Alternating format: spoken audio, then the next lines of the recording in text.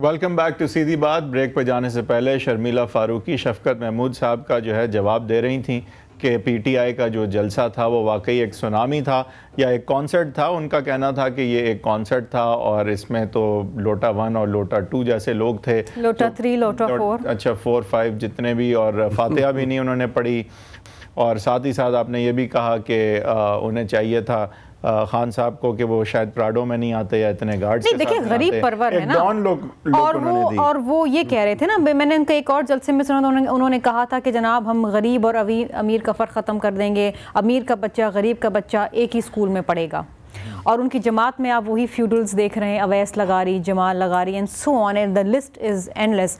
अच्छा, अब एक चीज़ मैं शफकत महमूद साहब क्योंकि सेक्रेटरी इत्तलात हैं और मैं आप ही से सवाल कर रही हूँ, मैं आपको जवाब देने का मौका मिलेगा, तहम्मुल से मेरी पूरी बात सुन तो लीजिए। देखिए इनका जो मैसेज है वो चेंज का है और इन्होंने कहा कि हम नए चेहरे लेकर आएंगे, हम ये जो पुराने रवायती चेहरे हैं हम इनको आवाम ने रद्द कर दिया है और आवाम ने रिजेक्ट कर दिया है, लेकिन वही चेहरे आ रहे हैं। क्या इनकी पूरी जमात में कोई ऐसी कदावर शख्सियत नहीं थी जिनको ये प्रमोट करते या सामने लेकर आते हो, कहते जी ये हमारे कैंडिडेट्स हैं? अच्छा, फिर उसूलों की सियासत की बात की गई। इनकी जो चार्टर है पीटीआई का, उसमें जो क्वालिफिकेशंस हैं फॉर इलेक्शंस मेंबर के लिए और पार्टी टिकट्स के लिए, उसमें पॉइंट 5 में लिखा हुआ है those who have not indulged in political horse trading और चेंज्ड पार्टी एफिलिएशन। तो ये खुद अपने ही चार्टर की नफ़ी कर रहे हैं। अब ये चार्टर इनकी उसके अंदर है। जी जी बिल्कुल। तो देखिए ये खुद इसकी नफ़ी कर रहे हैं। मैं तो चाहूँगी चेंज आए, बहुत से लोग चाहते हैं कि चेंज आए, वो रिवायती चेहरे ना देखे। शायद वो नहीं चाहते कि शाह महमूद कुरैशी जो पिछले 25 साल से हम उनको देख रहे हैं वानों में, वो ना उनको बाहर निकाल के फेंक दें। नहीं देखना चाहते वो खुर्शीद कुर्सी को, नहीं देखना चाहते वो बहुत सारे जमाल लगारे, सॉरी खुर्शीद कसूरी साहब को, नहीं देखना चाहते वो बहुत सारे जमाल लगारी या अवैस लगारी को। देखिए unfortunately Pakistan Tehreek-e Insaf has turn into Pakistan turn courts Ittehad, Pakistan turn court, which is actually sad। नहीं, लेकिन देखें एक बात तो है ना मिस फारूकी कि अब जाहिर है एक नई पार्टी जब एक एटलीस्ट एक इस लेवल पे नई है ये पार्टी, तो लोग जब ज्वाइन उसे करेंगे तो कहीं से तो आएंगे ना, उनकी एफिलिएशन। तो फिर आप ये नारा ना लगाए ना कि अवाम ने इन लोगों को, मेरी जमात से निकले, राजा साहब की जमात से निकले तो वो फरिश्ते बन गए, हमारी जमात में थे तो वो चोर थे, वो बदमाश थे। अब आपने 3 साबिका वज़ीर ख़ारजा बैठाए हुए, एक आफिया सिद्दीकी को दे के बैठा हुआ है, वॉर ऑन टेरर के ऊपर उसने पूरी जंग लड़ी जिसके खिलाफ खुद इमरान खान साहब है कि जी जंग हमारी नहीं है। बहुत सारे इल्जामात हो गए। शफकत महमूद साहब को मैं मौका दूंगा कि इनके जवाब दे सकें। जी शफकत साहब। ये शर्मिला फारूकी साहबा बहुत अब मंझी हुई टॉक शो की बन गई हैं, माशाल्लाह बड़े अच्छी लफाजी करती हैं। एक चीज़ ये कई दिनों से फरमा रही हैं लेकिन उसमें गलती कर रही हैं, क्योंकि मैंने जब इनको एक शो पे सुना तो मैंने सारा दोबारा वो पढ़ा। ये जो जिस चार्टर के क्लॉज 5 की बात कर रही हैं उसमें एक बड़ा इम्पॉर्टेंट जुमला जो है वो उसको मिस कर जाती है, और जान के कि हॉर्स ट्रेडिंग और जिन्होंने पार्टियां तब्दील नहीं की फॉर पर्सनल गेन, वो जो पर्सनल गेन वाली बात है वो तो ये छोड़ जाती हैं और कहती है कि जी ये आपने चार्टर की खिलाफ वर्जी कर रही है। बात यह है हैदर कि हम इस वक्त अपोजिशन में हैं, इस वक्त हम वाहिद पार्टी हैं जो अपोजिशन में हैं, बाकी सारी पार्टियां हुकूमत में हैं।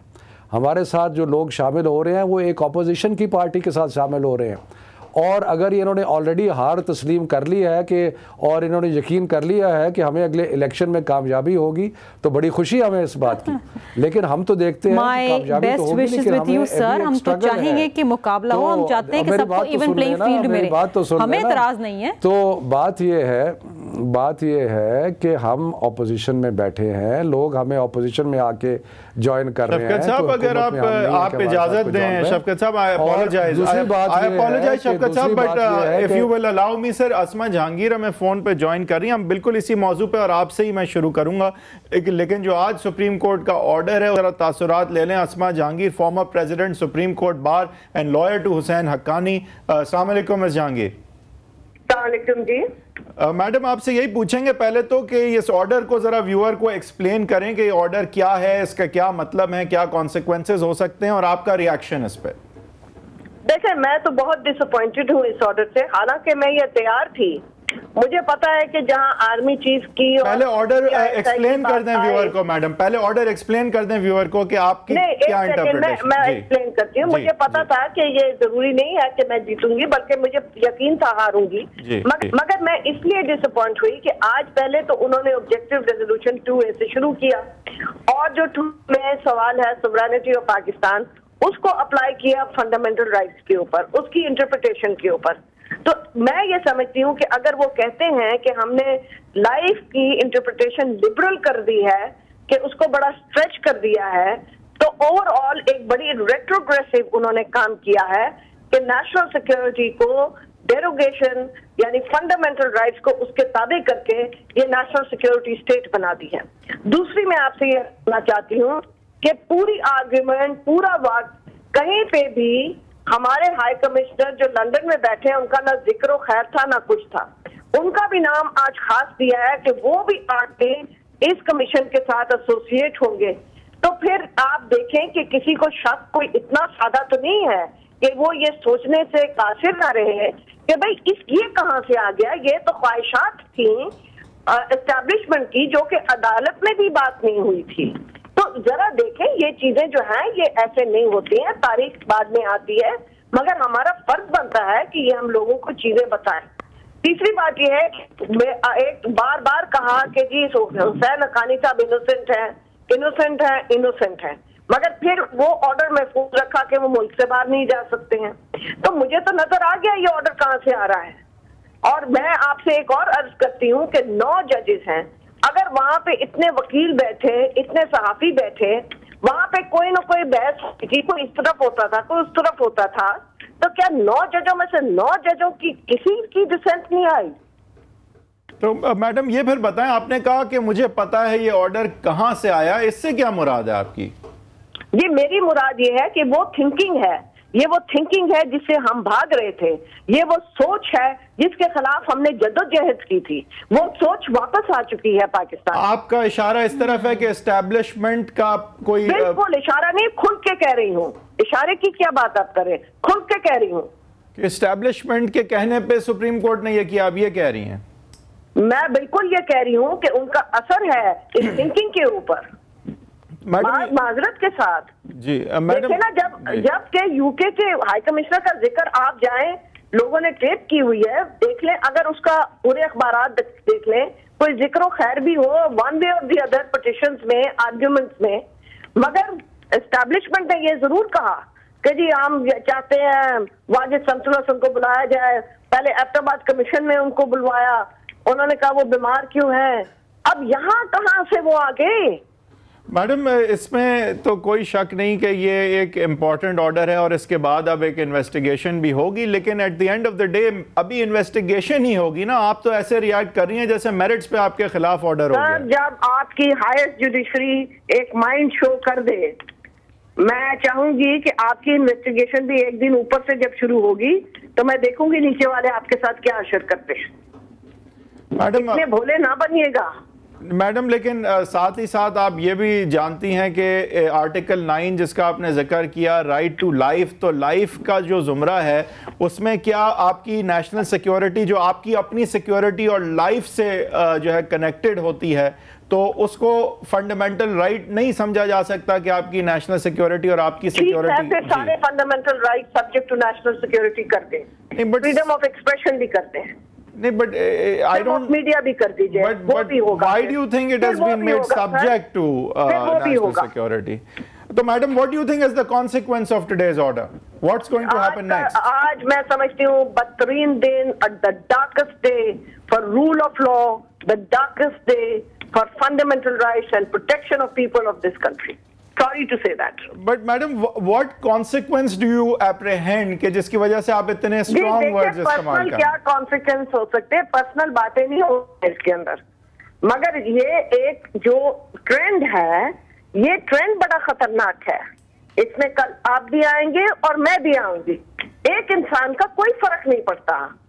अगर मुझे एक जजमेंट मिल जाती, वो कहते कि जी हमने चले किस तरह भी मेंटेनेबिलिटी जैसे तैसे भी कर ली है, बैठे कोई देखे पीछे मुझे कोई कह देते कि जो दोनों पार्टियां डिसाइड करें वहां पे बैठ के कोई हो जाए investigation, I had no problem.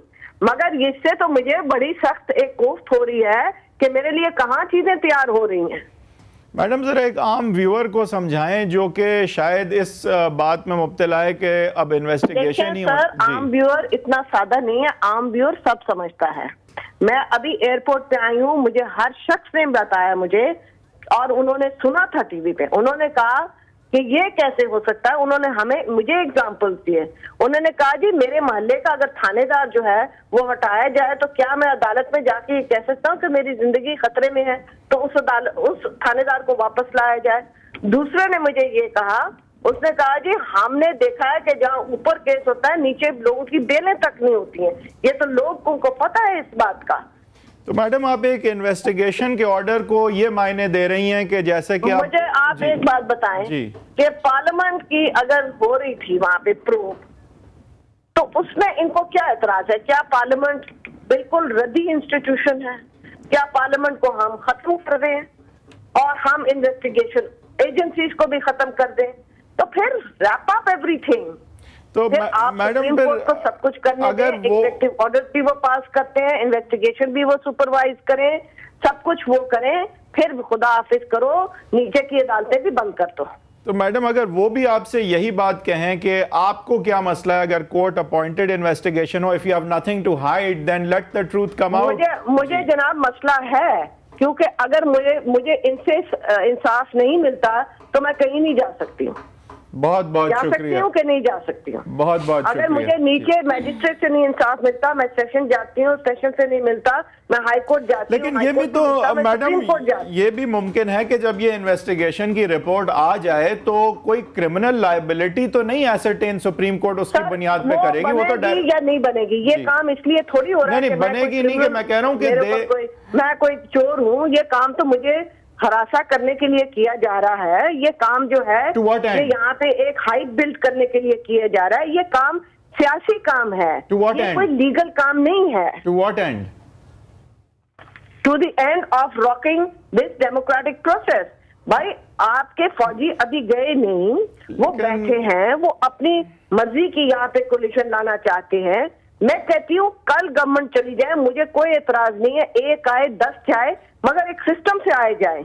ये नहीं कि ये गवर्नमेंट्स बनाए और ये गवर्नमेंट्स कराएं। नहीं वो तो जाहिर है, आप दुरुस्त फरमा रही हैं, लेकिन मैडम हो रहा है। और मुझे अफसोस से कहना पड़ता है कि हमने सुप्रीम कोर्ट के लिए और सुप्रीम कोर्ट के इंडिपेंडेंस के लिए इसलिए लड़ा था that this will be a court for the rights of the people, not for the rights of सिपाही सलार। मैडम लेकिन अगर हम इस तरफ देखें कि अब आप सुप्रीम कोर्ट कोई भी जो कुछ भी करता है आपके अगर मुताबिक कोई एक अल्टीरियर मोटिव है किसी का, यानी सुप्रीम कोर्ट का, तो सुप्रीम कोर्ट तो फौजी हुकूमतों में कमजोर होता है। वो क्यों चाहेगा कि फौज की इन्फ्लुएंस बढ़े? वो तो डेमोक्रेटिक सेटअप्स में स्ट्रांग होता है, स्पेशली एक वीक गवर्नमेंट इस वक्त जबकि है। आप मुझे पिछली तारीख से ये मिसालें दे दें। नहीं तो आप दे दे, मैं मान ले। देखिए मैं आपको बताऊं कि जो आप मुझे मिसाल दे दें, 200 में उन्होंने समझा, जफर अली ने समझा, आप मुझे मिसालें दे दें, मैं मान लेती हूँ आपकी बात। नहीं मैं ये कह रहा हूँ कि जो एक आर्मी की गवर्नमेंट्स में कोर्ट्स की इंडिपेंडेंस तो कम होती है ना। अब आपके सामने तो चौड़ हो रही है कोर्ट बिकॉज एक डेमोक्रेटिक डिस्पेंसेशन है। Why would they want the army to ever come? They will be compromise. मेरे से आप ये सवाल मेरे से ना पूछें, आप ये सवाल उन लोगों से पूछें जिनकी तारीख ये रही है कि उन्होंने इनका साथ दिया, मेरे से ना पूछिए। बहुत शुक्रिया Asma Jahangir, lawyer to Husain Haqqani and former president of the supreme court bar. Miss Farooqi आपसे मैं क्योंकि बल्कि शफकत महमूद साहब मेरे ख्याल से बात कर रहे थे, वो इतनी लंबी तवील गुफ्तगू हो गई। हैदर मैं एक चीज़ ऐड करना चाहूँगी। अस्मा जहांगीर साहबा एक बहुत रिस्पेक्टेबल खातून हैं और हमेशा सच बात करती हैं, चाहे वो आपको पसंद आए या मुझे पसंद आए या किसी को पसंद ना आए। देखिए अस्मा जहांगीर साहबा तो हुसैन हक्कानी साहब की वकील हैं, लेकिन वो ख़ुद उन्होंने वकील बनना उनका ये फ़ैसला किया जब उन्होंने देखा कि अदालत का जो पहले शॉर्ट ऑर्डर आया था उसमें बहुत सारे ऐसे राइट्स हैं जिनका तजावुज़ किया गया। अब देखिए अयाज़ अमीर साहब हैं या दीगर जो लोग इस वक्त एडिटोरियल्स लिख रहे हैं, आर्टिकल्स लिख रहे हैं, वो तमाम के तमाम यही बात कर रहे हैं कि देखिए जब आपके पास एक पार्लियामेंट मौजूद है और पार्लियामान की बालादस्ती की आप बात करते हैं, आपकी रिजेक्ट कर दी ना सुप्रीम कोर्ट ने, अब आगे बढ़े इससे। देखिए सुप्रीम कोर्ट ने तो रिजेक्ट कर दी, लेकिन हमारा मौक़िफ़ तो वहीं का वहीं है, वहीं का वहीं है आपका मौक़िफ़। और मैं आपको एक बात बताऊं कि बहुत सारे ऐसे इश्यूज हैं हैदर इस वक्त भी, सोशल इश्यूज, जो लोग 10-10, 15-15, 20-20 साल से अदालतों के चक्कर काट रहे हैं, उनको इंसाफ नहीं मिल रहा है, उनके मुकदमात आज भी पेंडिंग हैं, उनके ऊपर कोई नजरसानी नहीं है। उसको वो इंडिपेंडेंट बात है शफकत महमूद साहब, that is not independent. No, did we क्या आप ये वुकला मूवमेंट, क्या ये जजेस की बहाली की मूवमेंट आपने इसलिए करी थी कि सिर्फ एक मखसूस जमात के मुकदमात सुने जाएं, या एक मखसूस जमात जो है अदालतों में खड़ी रहे? आपने लोगों के लिए करी थी, आम पब्लिक निकली थी इस अदलिया की बहाली के लिए। वो आम पब्लिक जो है आज भी ग्रीव्ड है, उनके मुकदमात नहीं सुने जा रहे। Comment before we go to Shafqat Sahab कि there is someone out there जो इसकी ऑपोजिट बात कहेगा। वो कहेगा मैंने अदलिया इसलिए बहाल करवाई थी ताकि सदर पाकिस्तान का भी ख्याल ना करते हुए आज की तरह के ऑर्डर वो पास करे। ये भी एक राय है। हैदर मेरी बात सुनिए, इस मुल्क में इस वक्त तकरीबन कोई 3.5 लाख लिटिगेंट्स हैं, उनके मुकदमात क्यों नहीं सुने जाते? आप खुद एक वकील हैं, आप मुझे बताइए कि अदालतों का प्रोसेस क्या है? आप बैठे डिबेट करें ना इस बात पे। ये मसला है अवाम का, लोगों के मुकदमात लगे रहते हैं। और आप मुझे एक बात बताइए कि आप ट्रायल कोर्ट में जाते नहीं है, हाई कोर्ट जाते नहीं, आप this is the last forum supreme court. सिर्फ इन्वेस्टिगेशन का ऑर्डर हुआ है, अगर इन्वेस्टिगेशन ऑर्डर करती है सुप्रीम कोर्ट ऑफ पाकिस्तान, उस इन्वेस्टिगेशन की बुनियाद पे अगर एफआईआर काटने का या किसी तरह का क्रिमिनल ट्रायल चलने का होगा तो वो निचले कोर्ट में ही चलेगा, वो सुप्रीम कोर्ट क्रिमिनल ट्रायल नहीं चलाएगा। मैं अदालतों में जाती रही, हमें पता है कि वो क्या इन्फ्लुएंस होता है। ठीक है, you know it, you are a lawyer, आप तो सच बात बोले, काले कोर्ट की कुछ तो लाज रखें आप। टैक्टिक है कि सारा वक्त जो है अपनी तरफ ले जाए। जी शफकत महमूद साहब प्लीज कंटिन्यू। मैं अर्ज ये करता हूँ कि देखिए, दो चीज़ें मैं इसमें अर्ज करना चाहूँगा। एक तो ये है कि पार्लियामेंट की बालादस्ती सर आँखों पर, लेकिन जमहूरियत में ट्राइकोटमी ऑफ पावर जिसे अंग्रेज़ी में कहते हैं कि 3 अदारे हैं, उनके दरमियान में ताकत का तवाज़न है, और उसमें एक अदारा जो है वो सुप्रीम कोर्ट है, दूसरा पार्लियामेंट है और तीसरी एग्जीक्यूटिव है। ये है जमहूरियत का जो एक बुनियादी असूल। दूसरी बात ये है कि मुझे आसमा जहांगीर की बहुत इज़्ज़त है, लेकिन मैं ये ज़रूर गुजारिश करूँगा एक जनरली ऐसी सारी पार्टियों की तरफ, और ख़ास तौर पे शर्मिला फारूकी साहबा की पार्टी को, कि अगर आप सुप्रीम कोर्ट को मुतनाज़ा बनाएंगे और उसको सियासत में घसीटेंगे तो उससे ये होगा, उससे जमहूरियत मजबूत नहीं होगी। और हम सब की ख्वाहिश है कि जमहूरियत मजबूत हो। और अगर आप सुप्रीम कोर्ट को भी एक मुतनाज़ा बना देंगे अदारा, फ़ौज को तो पहले ही मुतनाज़ा बनाया हुआ है और हर वक्त फ़ौज को घसीटते रहते हैं कि जी इस्टेब्लिशमेंट पॉलिटिक्स कर रही है, अब आप सुप्रीम कोर्ट को भी उसमें खींच लाएँ, तो इसका मतलब है कि सिर्फ आप सही हैं और बाकी सारे गलत हैं, और ये जो ट्राइकोटमी ऑफ पावर है उसके भी खिलाफ है। तो मेरी सिर्फ एक गुजारिश है, बहुत ही एक पॉलिटिकल इशू था, सुप्रीम कोर्ट को अदालत की चौखट पे लेके गया, सुप्रीम कोर्ट को मुतनाज़ा मैं अपने कई प्रोग्राम में बोल चुकी हूं कि सुप्रीम कोर्ट को आप ना कंट्रोवर्शियल बनाएं। This is a political issue, this is not a legal issue. आप अपने जलसों में मेमोगेट की बात करते हैं, राजा साहब की जमात के एमएनए हैं अयाज अमीर साहब, पढ़ लें आप उनकी आर्टिकल भाई, उनकी जमात में देखिए, अगर जो नवाज शरीफ साहब सोच रहे हैं और जो कर रहे हैं और जो करना चाहते हैं, उनकी अपनी जमात में बहुत सारे ऐसे लोग हैं जो उसको नहीं मानते, खुद उसको रद्द करें। You read Ayaz Amir articles, you read it every week, he writes on this. Raja Sahab बैठे हैं, उनसे पूछ लें। पॉलिटिकल इशू, लेकिन आप खुदारा पार्लियामान की बालादस्ती की बात करें, इस मुल्क में हमने बड़ी कुर्बानियां दे के वापस हम जमहूरियत को लेकर आए हैं। देखिए, अगर ये प्रेसिडेंट बन गया कि हर चीज नहीं होगी, वो कह भाई इनको क्या पता डेमोक्रेसी क्या है। इन्होंने तो पॉलिटिकल प्रोसेस जो एक डेमोक्रेटिक प्रोसेस था उसका बाइकआउट किया। एक डिक्टेटर के रेफरेंडम में जाके वोट डालते हैं, डिक्टेटर की टीम लेके ये बैठे हुए हैं। What do they know about NRO भी तो आपने डिक्टेटर के साथ भाई किया। हमने एनआरओ किया to come back to this country to have a political process to have elections and we didn't tell them to boycott election. Mian Sahab जब इलेक्शंस का बाइकआउट करने जा रहे थे तो आसिफ अली जरदारी साहब ने बोला कि इलेक्शंस में आओ, नहीं आएंगे तो वही बैठा रहेगा। भाई क्या बात, इन्होंने बाइकआउट किया। आज जो बात कर रहे हैं सुनामी आएगा, फला आएगा, ये आएगा, वो आएगा, हम जीतेंगे, किस तरह जीतेंगे? इलेक्शन से जीतेंगे ना, ये इलेक्शन में तो जाना पड़ेगा ना, तो जाहिर है इलेक्शन से जीतेंगे। उस वक्त इलेक्शन बाइकआउट करेंगे, इनको क्या पता जमहूरियत के लिए क्या कुर्बानियां हैं, इनको क्या मालूम? They have never suffered. इनको जब जजेस की बहाली का इशू आया था, इमरान खान साहब को पकड़ने के लिए निकले थे, कहाँ गए थे इनके इमरान खान साहब? छुप गए थे, आते गिरफ्तारी देते, जेल में जाते। हमारे लीडरान ने जेलों से सियासत करी है, फांसी की घाट से सियासत करी है, कुर्बानियां दी है, शहीद हुए हैं, फिर जमहूरियत आई है। छुप जाने से, भाग जाने से जमहूरियत नहीं आती। They don't know what democracy is. They don't know what parliament is. Their leader has been part of a parliament which has been a rubber stamp. वो एक डिक्टेटर के रेफरेंडम में जाके वोट डालते हैं कि किसी और को बात ना करने दी जाए।